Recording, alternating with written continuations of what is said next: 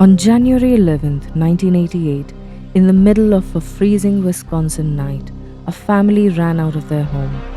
No bags, no plan, just their children in their arms. They left everything behind: furniture, clothes, toys, everything. Except one item they made absolutely sure to take with them: a bunk bed. Because they needed to destroy it.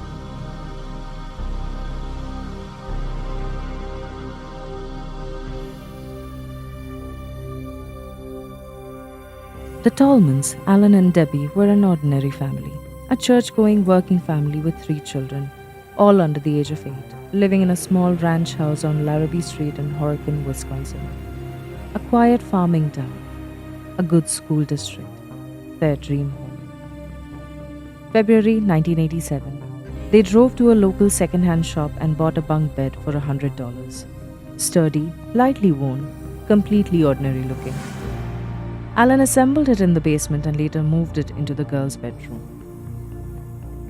That first night, their son's clock radio turned on by itself. The dial moved on its own, cycling through stations in the dark. He mentioned it to his parents the next morning, but they laughed it off. The children, who had almost never been sick, began falling ill within days.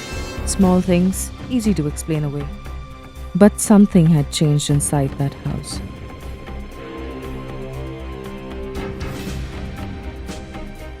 Then the 2-year-old started talking about the woman.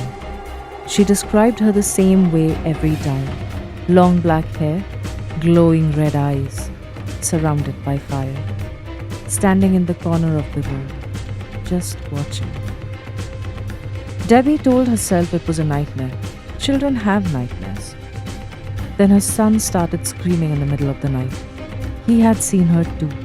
That same woman, burning, watching. He hadn't spoken to his sister.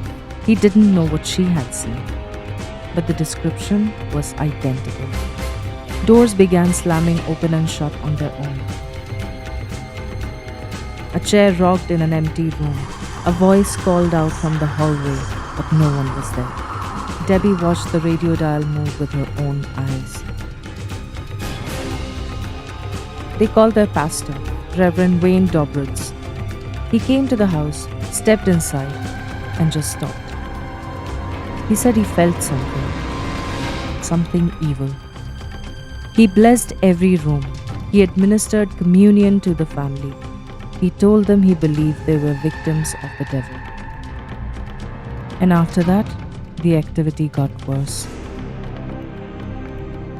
And somewhere in the middle of all of this, nobody stopped to ask the one question that mattered. All the activity started since they bought that bunk bed. Where did that bed come from? Who owned it before? Why did someone get rid of it? Those questions were never answered. Not then, not ever. The origins of that bunk bed to this day remains completely unknown. By Christmas that year, Alan had reached his limit. He stood in the middle of the house and spoke out loud to whatever was there. No. Don't take them. Take me instead. Just leave my children alone. That night, returning from work, he heard a voice coming from the garage. Slow, familiar, calling his name. He looked through the garage door window. Flames filling the entire garage. He ran inside to get his family, and when he turned back, nothing. No fire, no smoke, no heat. The garage was completely empty.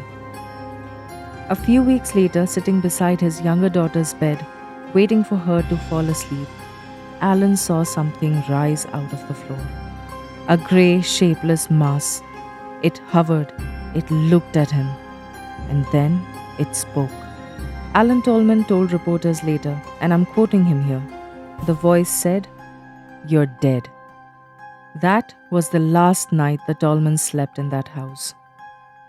On January 11th, the Tallmans took their children and left in the middle of the night. They stayed with relatives. They refused to return to the house without clergy or law enforcement present. Horicon Police Chief Doug Glaman met with them.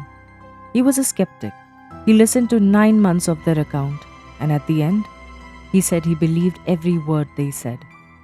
He searched the house for hidden projectors, speakers, evidence of a prank, but he found nothing. He brought in a University of Wisconsin Milwaukee professor and a parapsychologist. What they concluded was never made public. 2 weeks later, the Tallmans retrieved the bunk bed. Debbie told the Milwaukee Sentinel, the direct quote, "The beds were buried Saturday in a landfill where nobody will ever build. They took them out there and plowed them under." The family moved away. The haunting stopped completely. Every family who lived in that house afterwards reported nothing. But the bed is still out there, buried in an unmarked landfill somewhere in Wisconsin. No one knows exactly where, and nobody knows where it came from in the first place. Someone bought it, someone used it, and someone decided to get rid of it, and then quietly put it on a shelf in a thrift shop for the next family to find it.